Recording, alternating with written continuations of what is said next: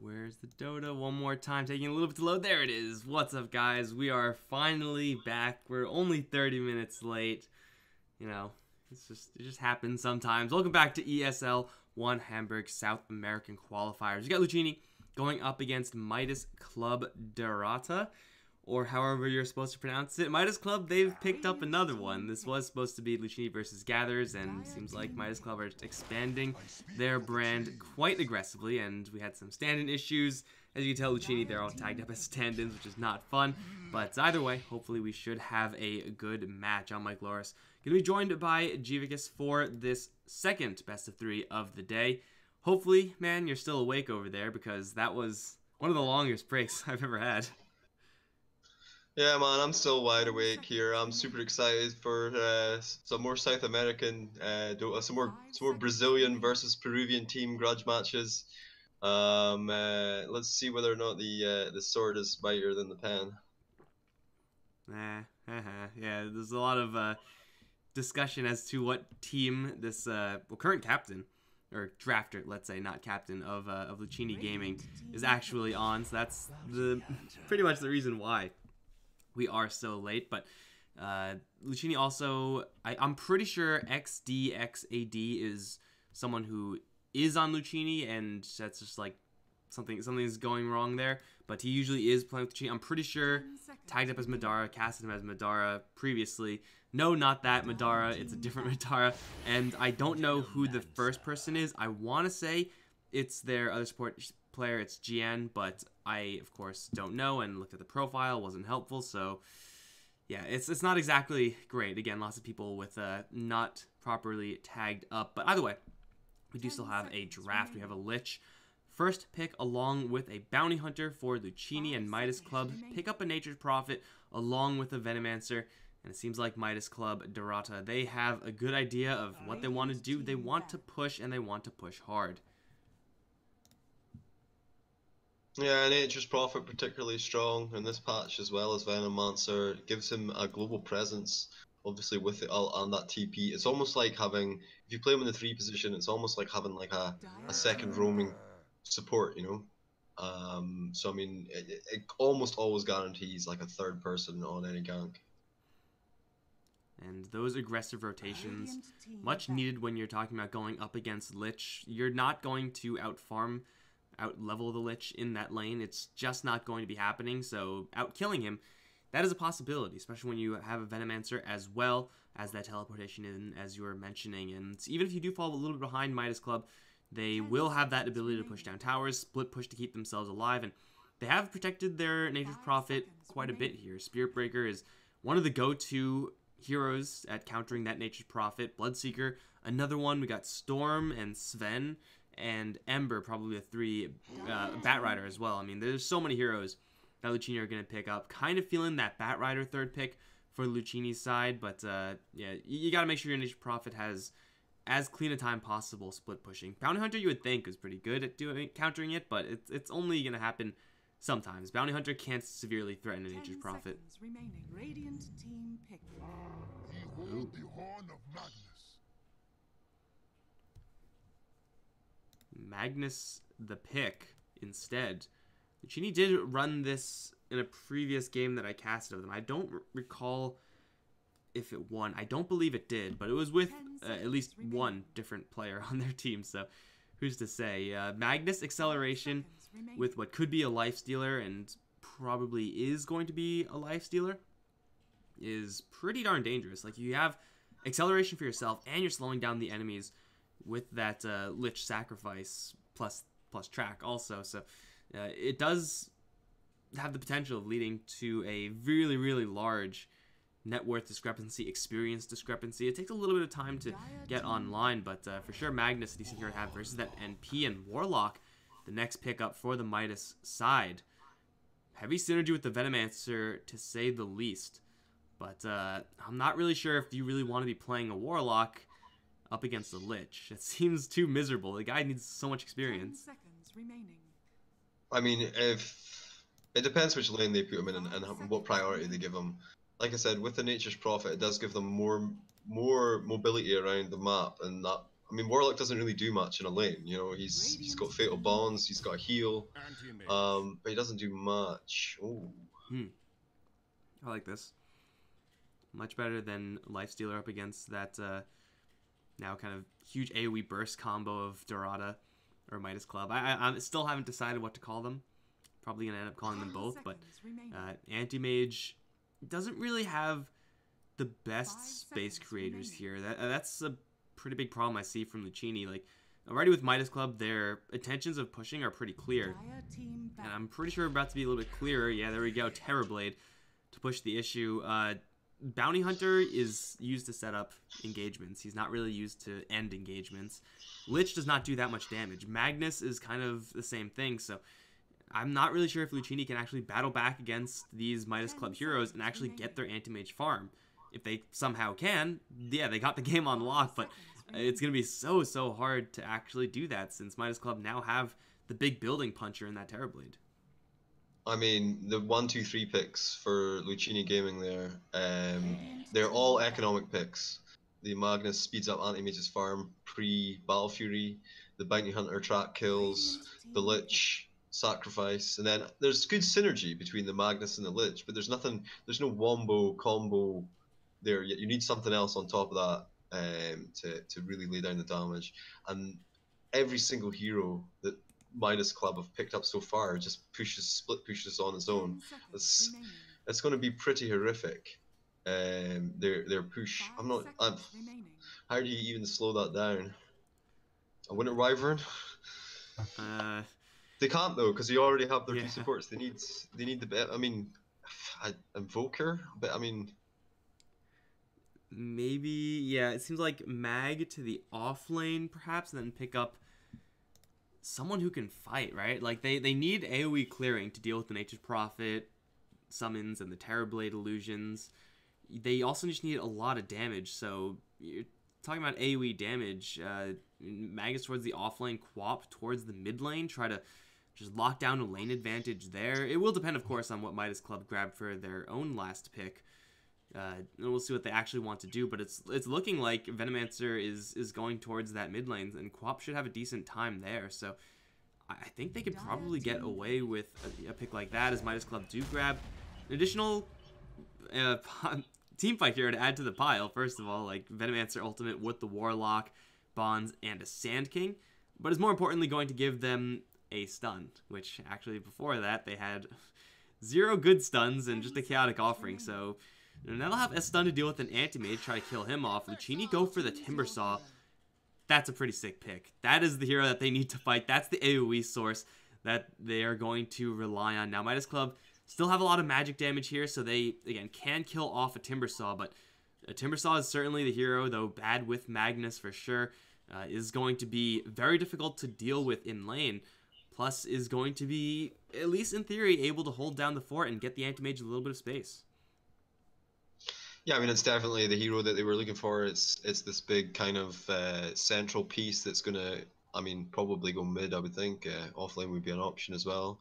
But, I mean, it's the AoE damage they're looking for, you know, kind of like the Quap, and it's very mobile, and it's got that just a burst of damage that can maybe deal with Terrorblade illusions, the Treants, not so much the boards from Venomancer. And I think, though, with Anti-Mage and the Magnus, I think the Anti-Mage can't not get online.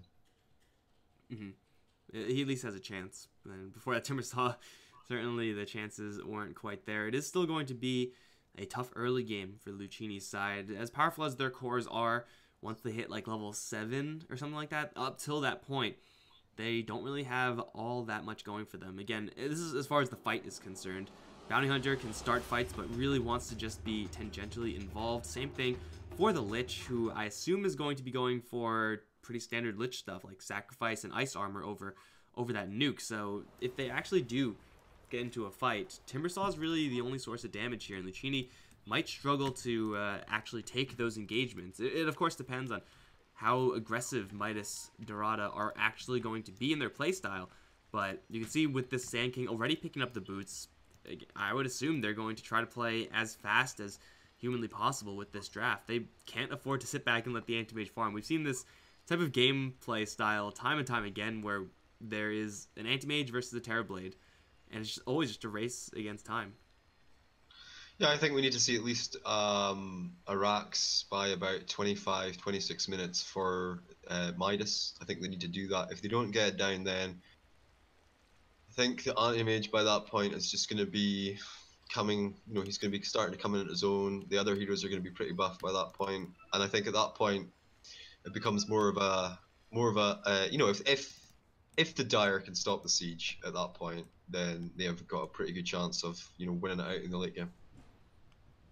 And again, this Timbersaw pick is going to give them a decent amount of AoE in order to counter push from those pushes in order to defend their high ground, but Chakram, Shockwave, again, not really going to be huge at defending your high ground. They will have Ice Armor from the Lich, and that's quite nice, but you're talking about pushing from a Terrorblade, a Venomancer, and a Nature's Prophet. Ice Armor can only hold for so long, so, this is going to be not the cleanest draft for Luccini. They certainly do have periods in their draft where they are going to be definitively weaker than that of Midas.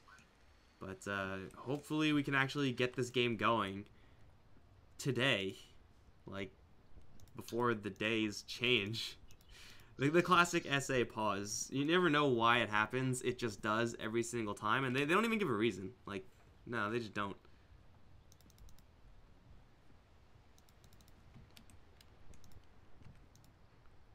Could we go, guys? Please? Oh my god, I was casting so much SA Dota recently, and it was like every single game, like 5 minutes in the beginning, just paused. I know, iSonic, I know. Exactly. So what sort of ping do the Midas guys get then, playing on the Brazilian servers? I have no idea. I don't know the console command to check. But I think, well, that's why they play US East, right? Because they get a better ping to US East than they do to Brazil. Well, this is a Brazil. We're on Brazil right now. Yeah. There's a lot of people on Brazil, so that's what I'm saying. So like, and I suppose SG Esports would have been playing on the Brazil server as well. Yeah, I'm sure there's like some admin rule somewhere as to what server they're supposed to be playing on, but I really don't know if it's just like a lag issue or what. But I don't know, man. I don't know. It's just really infuriating to have like 10 minutes of pause, and this is not going to be the last pause. You know that, right? Like, we're going to have at least 3 other pauses in this game. It's always like this. It's terrible. It's definitely the largest downside of being in South American games. They tend to pause a lot and just randomly disconnect.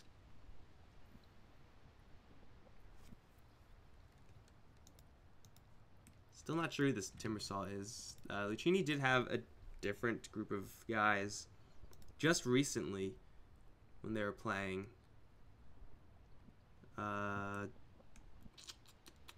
Yeah.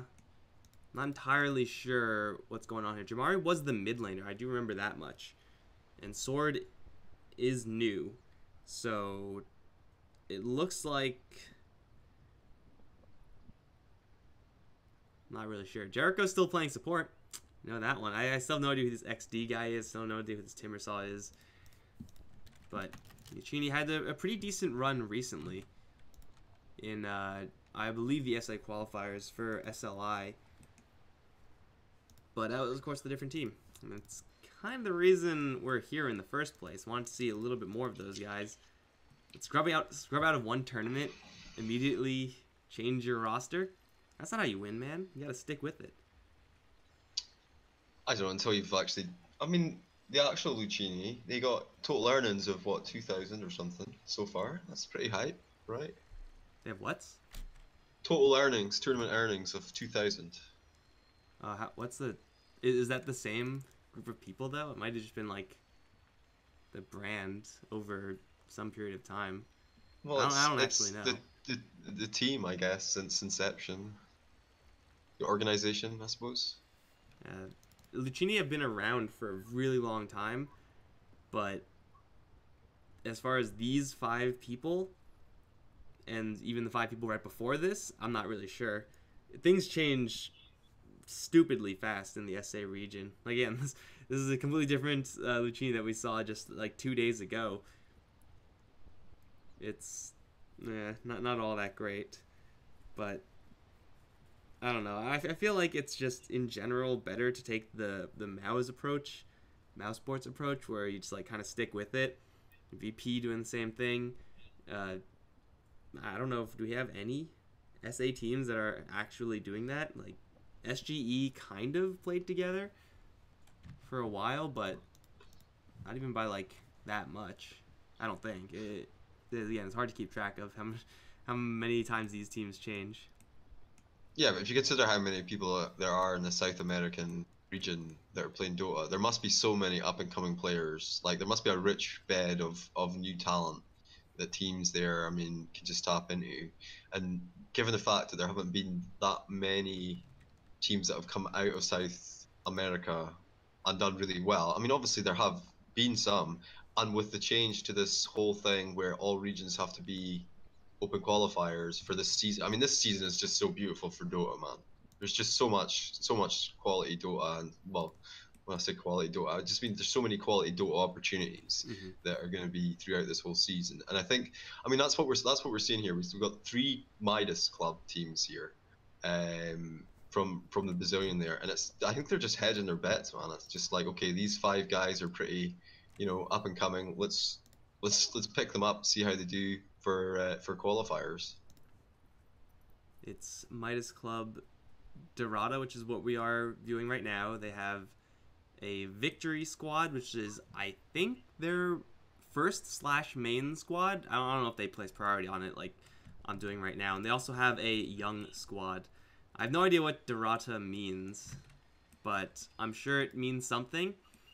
And I'm sure that might give us some idea as to whether or not the hierarchy within these Midas Club sides. But yeah, you're right. There's just so many teams floating around. Like even looking at this tournament and some of the previous tournaments, open qualifiers getting in some pretty decent teams. It is a little bit hard to say as to the South America region, simply because there's less of a spotlight in this area of the world compared to EU teams, CIS teams. Like if you go to open qualifiers there, you'll recognize their names because you saw them play 2 years ago on some big stage, but it's just not enough room for that shuffle. I could go into it right now and actually look at some of the open qualifier teams from those regions that qualified in, but I'm not going to do that. Magnus has reconnected. Oh. I think they have to kick this guy. This guy's taking too long. Kick him, bring back the other guy. Oh, well, I think Sword used to play for the team before. No, Sword is come new. back. No, like before, like back in... Oh, before. 5th of June 2016. Sword and Matthew were both on Team Luccini. Well, that's ancient history.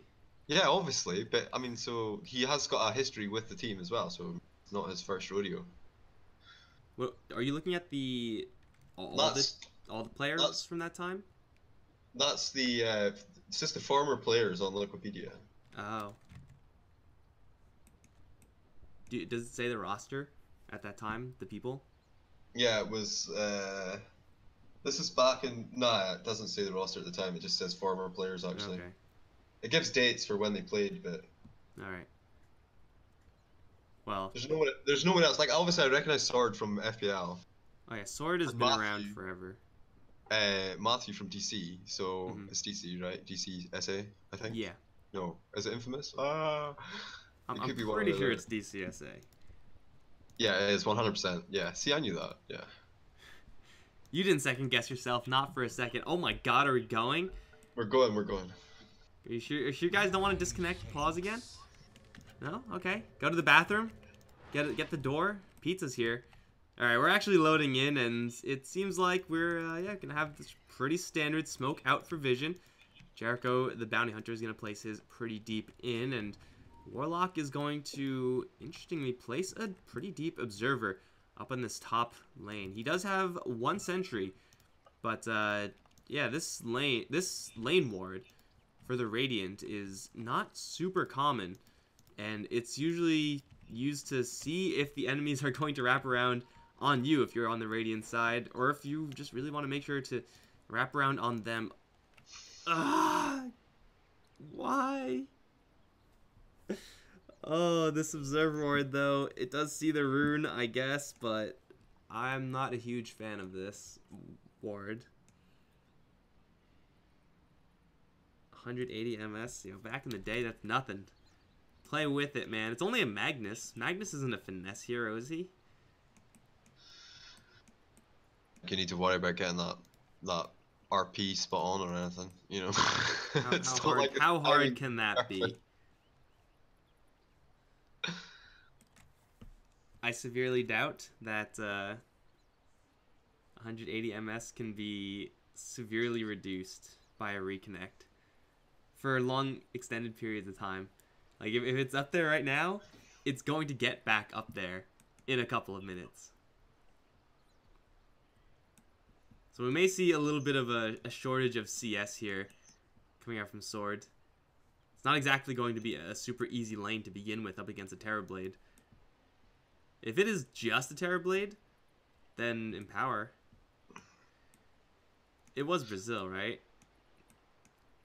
Well, he is coming from Peru No, this to server. Brazil. This is Brazil, yeah. Yeah, I thought it was in Brazil. Don't you ask for a remake. Don't you dare say US East, Sword. Don't do it. I still don't know how you became the leader of the lobby when the guy was still there. No, the guy who was actually hosting the lobby left. Oh yeah, he left and came back. I wasn't watching. 45 minutes, I think he was done. He's like, no, I'm not waiting anymore. Like he was in there a good like a half an hour before the game was up though. Like the lobby was up for half an hour or something for him. Got to do good admin stuff. One Treant on the run. Jericho 320 versus 325. Never CS. It doesn't really matter at the end of the day, but Observer Ward from the Dire, pretty standardly placed. It's going to see the Terrorblade and confirm to Luccini pretty much what they already know. The lanes we're going to be this way, no matter how you slice it. But up towards top lane, Venomancer level 1 is pretty potent.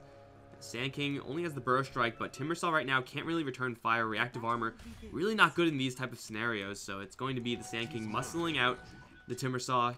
Gets the Midas Derrota side. Probably 3 bounty runes. I don't think the bounty hunter can get there in time.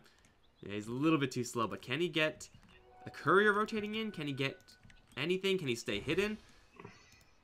I think Valentine may have seen that puff of smoke. Just maybe. It definitely lasts a little bit shorter when you're actually in the game, when you're not spectating. But looks like the courier will not be needed.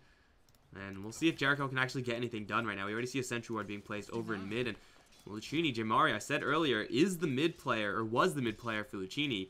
And seems like, at least for right now, still is. Once he gets a little bit of Spell Shield, not much that they could really do to kill off an Anti-Mage. He'll have Ice Armor and Spell Shield, so that's pretty much all your bases covered. Yeah, man, Anti-Mage mid, we don't see that too often. I've seen RTZ pulling it a few times, but Mason as well, I think. I really don't like how he went for this particular build, though. Mana Break up against Veno, you'll never hit Veno, like ever, so Blink or Spell Shield could have gotten just so much more value here from the Anti-Mage. It shouldn't really matter too much. He's working with this Lich here as well for the sacrifice, so you'll get some pretty decent leveling above the enemies. But Jamari, Anti-Mage mid usually is going to be a little bit of a greedier selection. When you know the enemy is also going to go for kind of a weak mid laner, you throw your Anti-Mage there, try to greed it out. This is not necessarily the case. Venomancer is a decent mid laner, not super potent, but it is with the Lich again, so that will kind of solve itself. Leaving Sword out to dry perhaps on this bottom lane a little bit. 1 CS for the Magnus, picked up Skewer level 1, which he used at least twice now. I'm pretty sure it's just better to get Empower level 1 and just try to contest the creeps. Like, you're not going to end up skewering a Warlock into your tower unless he gets really stupid all of a sudden.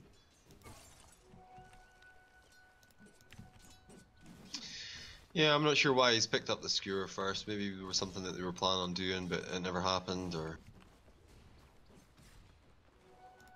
Or maybe the Warlock actually takes more harass from being skewered near the tower and then taking a few shots of blast than he would from his right click, but I don't think so.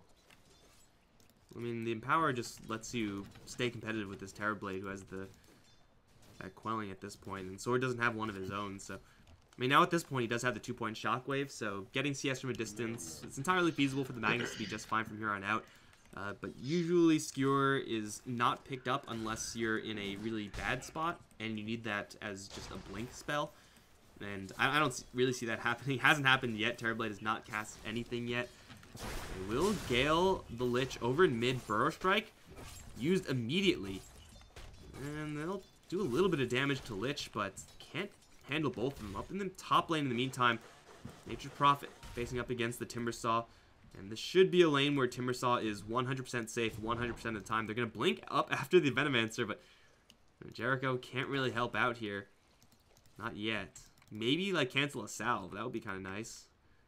Cancel a Clarity. Got him. Really tough lane to be... Tough game to be Bounty Hunter. It's going to be only really Warlock who he can rotate around and actually kill. Trying to gank a lane with Anti-Mage and Lich, that's not really powerful. Again, fighting early on is not really what Luccini do.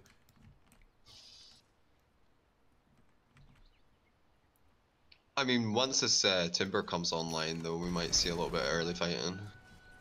Already has his level 4 minutes in, that's nice. And up against Nature's Prophet, he's rather untouchable. Even Sand rotating up towards this top lane should not be enough to kill off a Timbersaw. Still sticking with the very durable build on Timbersaw, nowadays very standard. Up against this Nature's Prophet, maybe even could have greeded out a little bit for a little bit more damage, but yeah, it's still not going to say it's a bad build. It's the build he's going to go for, and it's probably the right build. Magnus, though, is yeah, getting a couple of CS here and there. Jericho's poking around. So far, this Bounty Hunter not had any action whatsoever. I guess they know he's there. The sentry's already down. As he arrives. He gets a little bit of experience here at least. Pushing that level 6 mark on Bounty is incredibly important. And Swords, well, he's gonna go for a Soul Ring first. Try to get that Shockwave spam out. Sentries. Oh my god, still not up for the Radiant. They placed the Sentry, but didn't have any Quelling Blade or Tango to get rid of it instantly, so Jamari just chopped it. So the Dire still know that they are walking around and safe to do so. Now with the Janata slow onto the Venomancer, Frost Blast is there as well as the Anti-Mage. There's no mana on the Venomancer, but there is a Sprout. Maybe they're going to try to turn around on the Lich as the Burrow Strike does come in. But it's already going to be First Blood drawn by the Luccini side. Jericho should be fine here. Nowhere near the amount of mana necessary for the Sand King. Jericho going to turn around, cancel a Clarity, and be on his way. And that is going to be pretty costly. Like, yeah, taking off a Lich is kind of nice, but losing First Blood mid lane to the Bounty Hunter gank is really, really rough. Like, already he's going to be behind in experience, this Venomancer, and it's just going to get worse from here on out. He popped his Fairy Fire as well, hoping he'd survive. But, no such luck. Oh, don't go up there. Don't go up there, Venomancer, because here's round 2. Janata hit once again. Gale just flying onto the Anti-Mage, but there's way too much damage this time. And, well, Sand King's going to arrive. Has a Burrow Strike, but that will not kill Bounty. Won't even get really close, so making the exact same play twice in a row, and it works out both times. They really need a Sentry Ward here. Does Venomancer have one? He does not. He's gotten the Ring of Aquila, which is a great item for a Venomancer for sure. You need that mana regeneration, but they more importantly need to address this Bounty Hunter.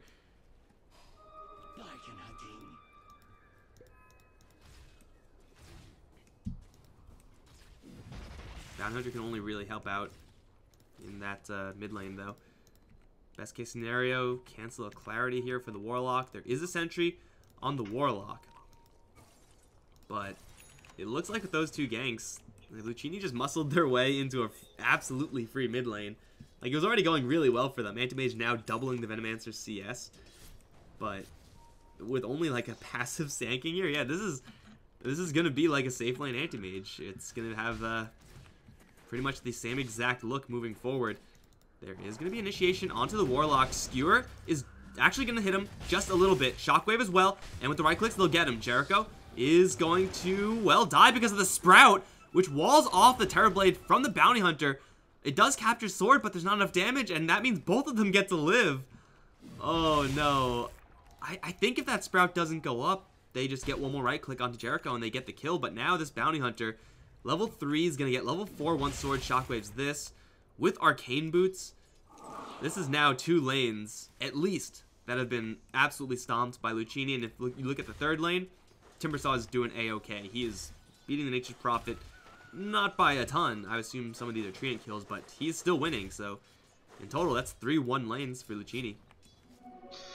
Yeah, really strong early game. That anti-mage not slowing them down at all. That was kind of the main hope. And then this huge pushing power that we see from Midas doesn't really get there until about the 10-minute mark. You know, we haven't seen any ults from Terrorblade yet.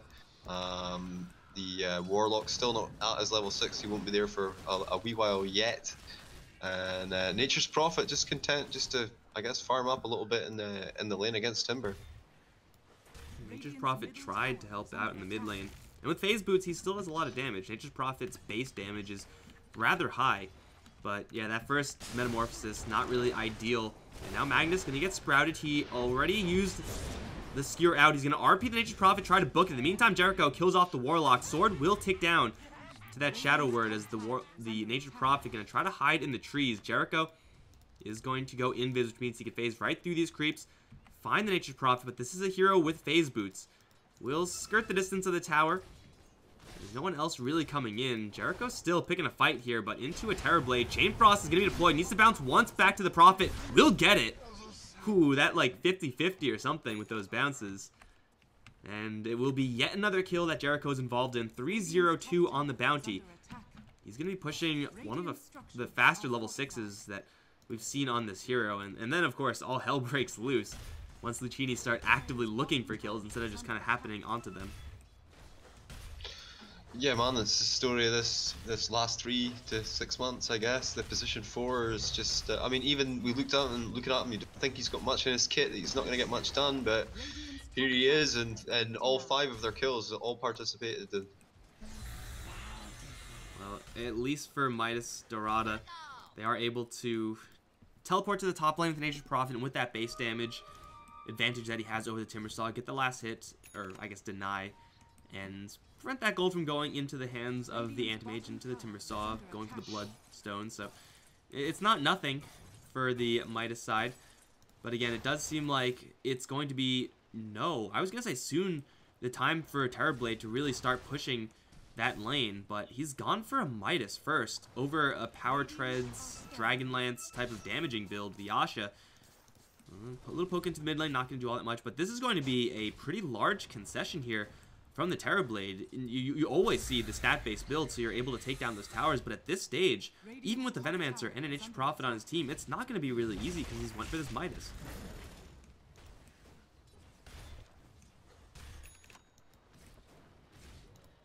And I think Luccini, with their acceleration, can just outpace this Midas on the Terrorblade.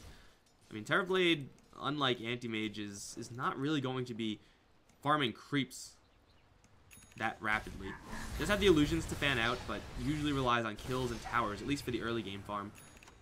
So this is, again, Terrorblade, who's going to show himself off to be a little bit slower than perhaps he ordinarily would be. And Jamari, in the meantime, is playing pure standard Anti-Mage.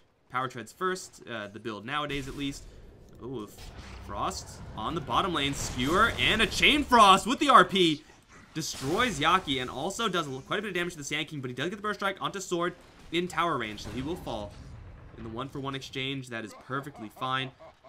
Can they even get anything done here? Nature's Prophet went for drums first, but even if he pops up all his summons, I'm pretty sure Luccini should be able to defend this tower. Ice Armor is only level 1, but Magnus will be up soon. They're not even using the Treants. They're not even pushing. Midas Club are being out-pushed right now, and that's just wrong, man. Yeah, it's a fundamental strategy of theirs is to have this pushing lineup, and they're losing towers. Well, they'll lose the Bounty Hunter. Has no TP, but he does have Track. And he will definitely go down here to something. It's going to be the Venomancer to sneak in the last hit there. But Track already up on the Bounty Hunter. Again, one of the faster timings we've seen on this hero, and the fact that Luccini aren't being pressured at all plays perfectly into their hands. Like, Anti-Mage needs this time to get the Battle Fury Manta style up. Bloodstone is being juggled by the Timbersaw. Looks like he has all the boosters, and he's got it. So now they have to actually address this Timbersaw for real. He's been on this top lane, and no one's been able to do anything about him. He can teleport into the mid lane soon enough. It is starting to be pushed. I think this should be a freebie here for Midas. They need this gold so badly. Dire's middle tower has fallen. Radiant's bottom tower is Oh, under attack. in the jungle though, Timbersaw. Gonna see a couple heroes. But level 4 Timber Chain, Bloodstone, reactive armor at max. And the fact that Terrorblade has gone for this very slow farming build Radiant's means that bottom they really tower can't is punish under this attack. Timber. Can't really get anywhere close to it. So yeah, tower down for Midas, which is nice, but they really do need to get more towers down. Like, for the gold for themselves, for the prevention of space from this Anti-Mage. The more towers you take down, the easier it is for you to kill off the Anti-Mage in the future. And you can see clearly, not going to be the case. Battle Fury treads. Poor man's shield, 13 minutes. Timbersaw with his his Bloodstone at 13 minutes. Can they get him here? I He doesn't don't have know, that man. much mana. I don't know, man. They can't kill him. They can't prevent him from suiciding here. But can they actually take him off the map? Gale actually misses. It looked like it was going to hit for sure. They did about, 300 damage to him. And then in about 2 seconds, it's all healed back. Timber Chain, unfortunately, does not do damage, so that's not going to do anything. But he does have a Lich coming in from behind. Timber Chain going to go through everybody. With Jericho's arrival, they're going to check out the Chain Frost. Will bounce through between the Terrorblade and some creeps, destroying himself as well as Sonic. The creeps absorbing a little bit here, but the tracks are starting to fly right now. Jericho tracks up a few more. Nature's Prophet ultimate bouncing through with the Shuriken, though. Will take down 2 in favor of Luccini, so far making it 2-2, as another Burrow Strike will kill off the Timbersaw. Sword desperately trying to go after Valentine. Shockwave will get the kill. RP thinking about it. Will go into a corner and just die. But a 3-for-3 exchange is there. Venomancer, Nature's Prophet do quite a bit of damage. But this is still just an effort of space creation for the Luccini side. Anti-Mage not involved. Farming in the meantime. And yeah, Timbersaw is back up. The fact that Luccini have such a weak team fight and they're still able to make that team fight happen is pretty nice for them. Even though it was actually a 4-for-3, they also take down the Timbersaw. Still, I would say Luccini should be perfectly happy with that. They just want these fights, at worst, to be even.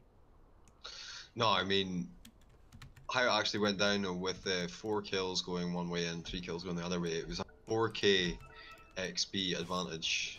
Well, it's 4k altogether, so 2.5k advantage going the way of Midas Club there, just because the heroes on the Dire side are so much higher level. And the gold change as well was, looks about 1,200 advantage going the way of Midas as well. So the numbers in that case is kind of, yeah, the Radiant kind of getting the better out of it. Any kills they get at the moment, they were going to be good, just simply because the Dire are having such a good game. We gotta remember that there was also the Anti-Mage getting that space. I don't know how much gold he got in that downtime. At least 1,000 for this Blade of Alacrity. So that's just what the Luccini game plan is. I don't know how many track kills they got either. It was kind of Luccini going in kind of one at a time. Just it was Timbersaw and Lich, and then Bounty Hunter and the Magnus kind of trickled in afterwards. But still, I don't think they had time to get the track kill set up. Jericho came in from the bottom, and yeah, I think he might have got one, or there might have been 1 or 2 tracks went out, but I don't think, it wasn't like they'd scouted it out beforehand. It was very much an opportune thing. Let's see if you can save Timber. Or rather, Timber was like, oh, I got out, let's go back in, and then it kind of snowballed downhill from there. It did seem like Timbersaw, he had a free pass, and he decided to go back in despite not having a ton of mana, which is not all that good. I mean, you're really durable as Timbersaw, but without something like a hood or even a cloak to defend up against the Sand King and this Venomancer, not invulnerable versus the magic damage output, and you can't race the enemies down either since you don't have that mana pool, so it is perhaps just an ill-advised fight for Luccini to begin with. But again, I'm pretty sure they're not going to be beating themselves up too much about it. Jericho is going to run into Yaki one more time. This Terrorblade is spotted up towards top lane. Lots of damage going in towards the Sand King. Does show off his Blink Dagger, but the Timbersaw is taking so much magic damage right now. And I say that, he's just bouncing it out with his reactive armor, so he's net losing 0. Looking for more Timber Chain. That was nowhere on the mark. He'll back off, though. They can't touch him anymore. One more Gale onto the Lich. Should tick him down eventually. And, well, Yaki will find Jericho by himself in mid. They will snipe the Lich as well with that Nature's Prophet ultimate, so Luccini, not really sure what they should be doing, fighting all over the place, and Jericho is not too happy about that. Once again, we have Timbersaw with a lack of mana. Gale will fly wide. The Venomancer now doesn't really have all that much game up in this top lane, but really weird to see Luccini trying to pick a fight with Timbersaw, Lich, and Bounty Hunter, all in different areas of the map. That again, is not their strong suit. That is not what they're supposed to be doing.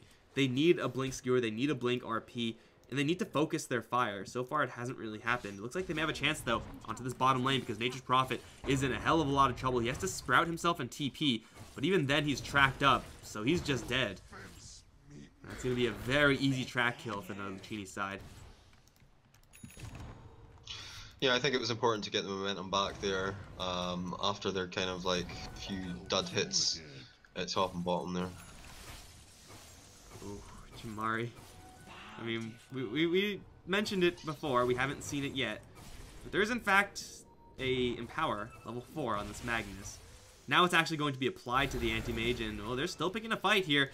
Chakram will not kill off Valentine, but oof, Jericho doesn't need it to. He'll take down the kill himself. Trading 1 for 1, but of course perfectly fine for Jericho because that was in fact a track kill. Those are fakes, and it looks like Sword knows it. They're going to look for Yaki. The Chakram will be sidestepped. Again, there's not that much mana, but man, is there damage. RP in the back line. They do get the Sunder off onto the Lich. He will not die to the right clicks, though, as the Terrorblade will be dealt with. Chainfrost still bouncing. Again, destroying these heroes for Midas Club. Oh my god, these Chainfrosts have been brutal, and Timbersaw, blinking forward, looking for more, is going to decide against. But perhaps they're going to look for this top lane instead, as the Venomancer is very low on mana, and you know what? Anti-Mage loves heroes that are low on mana, because that means Mana Void is going to hurt quite a bit. He needs a couple more hits to soften up this Venomancer, but Veno ain't going anywhere anytime soon. They'll just right-click him down, no problemo. The Dire Courier does get picked off in the meantime, but pretty much everywhere around the map, Luccini setting up blood kills. And maybe looking for a little bit more. Lich and Timber, they're just slowly sieging this tower. How much armor does he... Oh my god, that's so stupid. How does this hero have so much armor? 70% physical resist, and ice armor is only level 1. Like, come on. Plus 35, man. What the hell? His natural armor is 4, and he's got 39. You know what? Seems fair, man. He still is constantly running into these mana issues because he's so aggressively pushing these waves. Like, he is not stopping at all. Like, sometimes you would just want to right-click the wave, just let your mana build up. Doesn't have a ton of Bloodstone charges. 13 is a respectable number. But, yeah. Needs a couple seconds of being off wave. And suddenly up to half mana. Now we can continue the fight. Or just continue the space creation. Because, again, Jamari is pretty darn stacked at this stage. And, oh, no. Nature's Prophet. You don't want to send in treants like that, man. It's so much gold, and if you're not careful, the Anti-Mage is going to eat those trees up. Double damage, ice armor, and empower with a Battle Fury. GG, boys. And it looks like he still has half duration of this double damage rune. Teleporting up to the top lane is going to see a couple as the Timbersaw does go in. Oh my god, he just annihilated Sonic. Chainfrost will be bouncing through. They do land a pretty nice epicenter on the Lich, but they can't even get him. There's too much damage here. Triple kill for Jamari, Chainfrost, and Timbersaw. Anti-Mage is not supposed to be fighting this early, man. Like, he has the empowering double damage rune, so he can do it, but he's farming every creep on the map. He's farming every hero on the map. He's 6k ahead of the next highest, and that's a Terrorblade with Midas. Finally has his Yasha, but Terrorblade is far from being ready to fight. He may not be able to live through this. Timbersaw can't really chase effectively in this area. That Gale was... no, that was bad. But, I mean, Timbersaw can do whatever the hell he wants. Like, if he wants to go in the enemy base, so be it. If he wants to kill Yaki, that's good too. Sunder will give them a chance at killing him off, but where's the Magic Burst? There is no Lina here. Sand King's going to arrive. Burrow strikes the Bounty Hunter. Only 12 armor. What a plebe. Jericho needs to get on his armor game. Oh, the heroes are here to reinforce, but it's a little bit too late.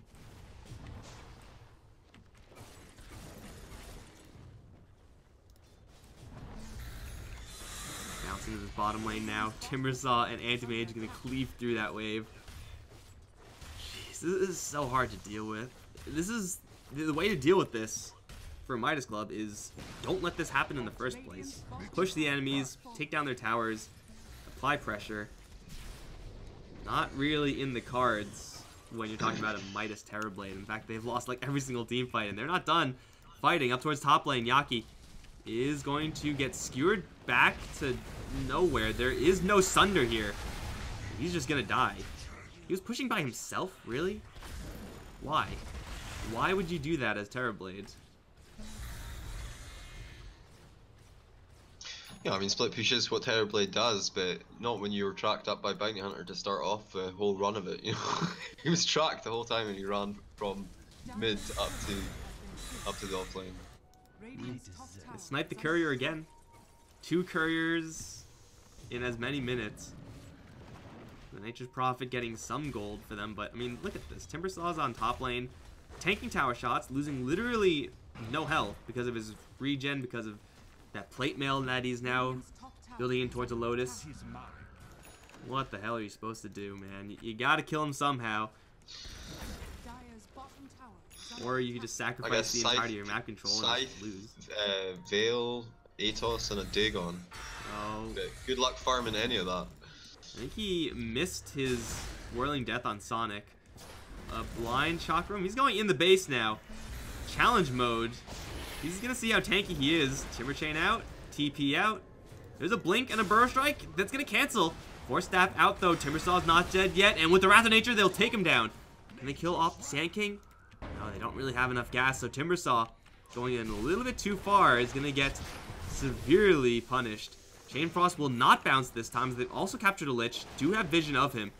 He does have backup coming in the form of a 2-man RP. Now the cleave through. Lich will still fall, but they will clean house here. Blinking forward, looking for another. Abyssal Blade is up on the AM, and he and the Mag will clean house. We can call that a bait. I'm happy calling that a bait. It was all planned for Luccini. They just want to get Jamari more kills. Worth, I think, is the statement. A little question mark, maybe.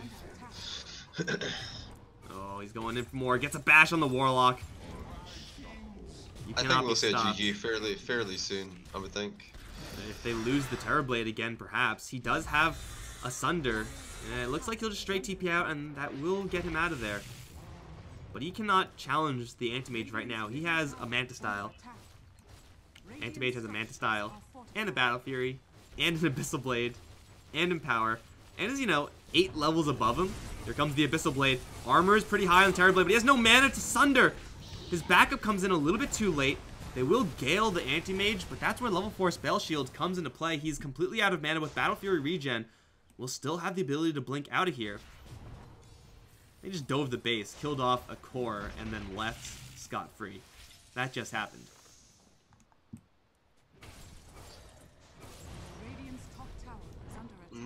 I guess they just secure Roshan, make it more of an easy push, pick up this double damage.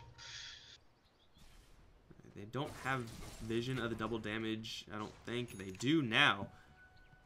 I mean, the game kind of plays itself from there, right? And Jamari's still low on mana, so maybe that's some sort of opening for the Midas side to exploit. Like, usually disables off an Anti-Mage, but not if he's completely out of mana. Usually like the Phantom Lancer way of dealing with an Anti-Mage, just defusal him and try to burn him out. But yeah, I'm pretty sure with double damage, he just can solo Roche. Or with Empower. I don't know. We won't call it soloing Roche. He can take down Roche really, really quickly with Empower and just maybe one other hero. Get the Shine from the Lich Solar Crest. Yeah, it'll drop in just mere seconds. It's not like Midas are doing anything outside their base right now. They're all scared. Huddled inside their base, getting farm on Terrorblade with his illusions. Killing off the mid-wave as it comes in. It's honestly a pathetic amount of gold income, so the longer the game stays exactly like this, the further ahead Luccini are going to get. As the Anti-Mage, once he picks up his Butterfly, I dare say can't be killed. If he gets like Butterfly BKB, like he's actually unkillable. He casually has double the Terrorblade's net worth right now. A little bit more than that even. Oh yeah, he just got another 1k. Even if you have double the enemy's #1 position in net worth, you're really happy. Even if you have like, you know, 1.5, right? Like 50% more. They'll catch the Timbersaw in the middle of nowhere. They'll drop everything on him. He's going to Lotus up what he can. Trying to Timber Chain out, but needs another one up to the high ground where there's Prowlers. RP onto everyone! Oh, Sword comes in. Huge is going to bring them right back to Timbersaw and annihilate them all. Oh my god. Sword had ping issues. I disagree. That worked out pretty well, and the Timbersaw survives. And now they have to deal with the Anti-Mage. So, yeah. Have fun with that. He has an Abyssal. Sand King, careful there. Blink Abyssal is a free kill. That was pretty filthy, but that was also just tankability of Timbersaw at its finest. Yaki is going to get hit with that Abyssal. Shuriken and Burst damage will quickly do him in. Sand King lands a nice Burrow Strike. Doesn't matter, he's dead. GG called. Whew. Yeah, as soon as the Terrorblade went down there, it was already GG, but I mean, they knew then there was no Sunder opportunity, no chance.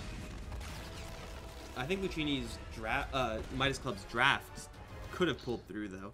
Like, yeah, the mid lane rotations on from the Bounty Hunter were bad. The fact they didn't have any sentries, yeah, that's bad. But I feel like moving away from this push entirely, like they've pushed down no towers. That's not how you win. That's just conceding way too much to the Anti-Mage. So Derrota not sticking to their guns, do get punished by Luccini in a pretty decisive 30-minute game. Look at this, 3 Midases. Yeah, 3 Midases on the Midas Club side. What did it get them? Freaking nothing, man. I like that, man. When Midas was 4 patches ago or whatever, very rarely picked up, it was something that you could punish. It was like, oh, the enemies are getting Midas. Let's push fast. And this is exactly what happened. Like, they just went for items that don't do anything and then just end up inflating their own net worth. Feels bad for sure, but this is a best of 3, guys. Midas Club Derrota facing up against Luccini will be continued on in just a little bit. So don't go anywhere. We'll be right back.